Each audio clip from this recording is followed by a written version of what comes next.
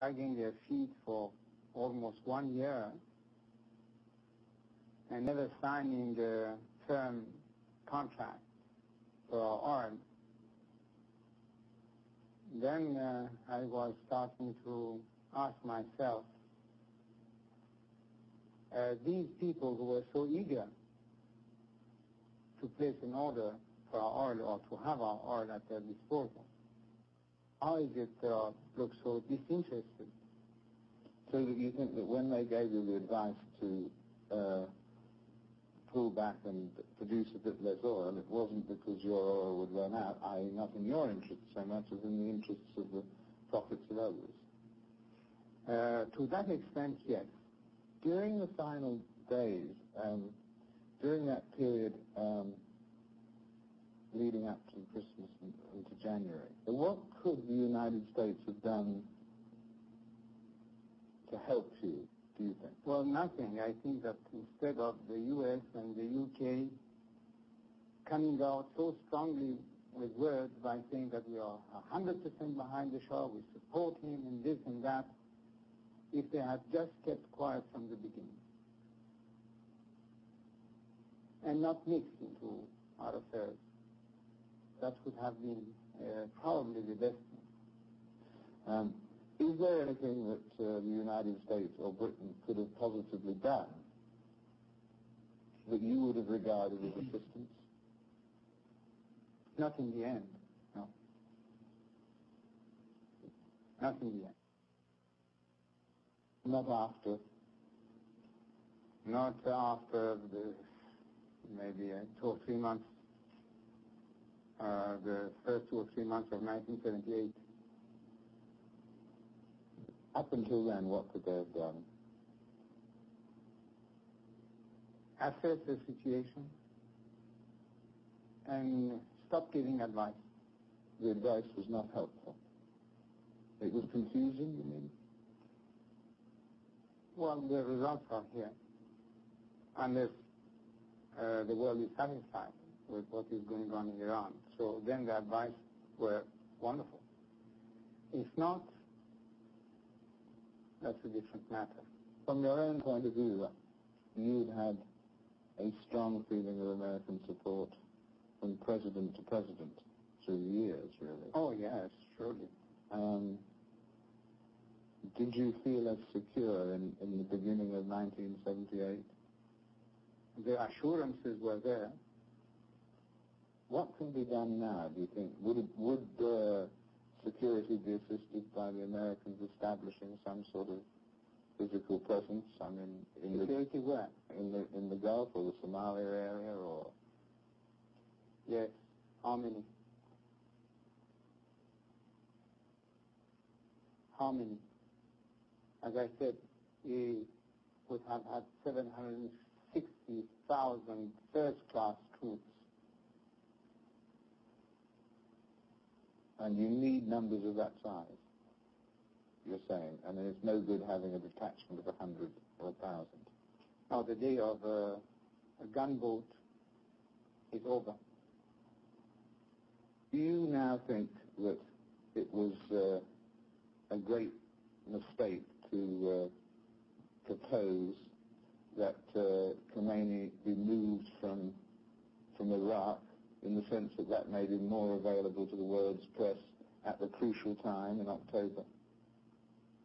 I think that the government inadvertently proposed something like this. And then when we studied it, we saw that this would be a mistake. Then we tried to stop it, and it was too late. Before you exiled him, did people advise you to go further and execute him? No, I don't remember that. Maybe some people had said, well, try him. But I think, I still think that the best policy with clergy people is when it becomes absolutely impossible to deal with them, is just to asked them politely to take a trip. On a one-way ticket? Well, this time it was not a one-way ticket. Do you think that Mr. Khomeini, uneducated person, if you ask him if there is protein in, I don't know, in oats or not, could not tell you about it?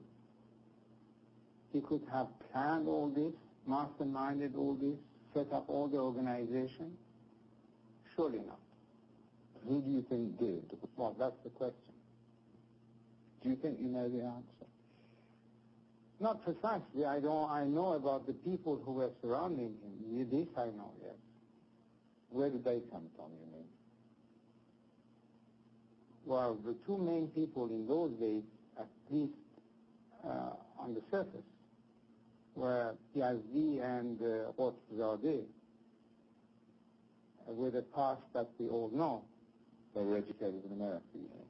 But not only that, Yazdi was an American citizen. Zadeh was thrown out of Georgetown University because he was incapable of studying. And many people say that first he was a CIA agent and then a KGB agent. Really? Between the period September 7th, which was the day of realization, you said, when you realized that the love of your people was not the same as it was, or whatever. At least some of my people. And the period when you decided to leave. Between those two periods, was there a time when you privately said to yourself, I may have to leave, before anyone suggested it to you? I may not win this battle? Between September 7 and January 16? Well, maybe not exactly in this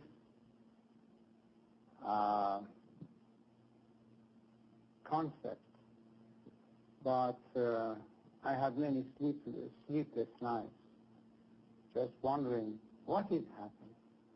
I still do not understand what has happened. Questioning, what is going on? It was not so much the question that I was thinking that it was time to go. I was rather thinking that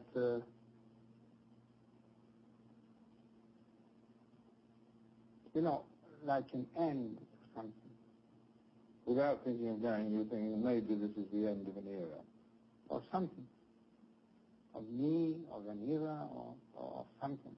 During the final days of your rule, and the period thereafter, General Robert Heiser, who was second in command to Al Haig at NATO, visited Iran on a mission that's really remained shrouded in mystery, and was a mystery to you because he didn't notify you, I don't think, of his arrival, and indeed one of your colleagues, General Rabi, said that General Heiser threw the emperor out of the country like a dead mouse.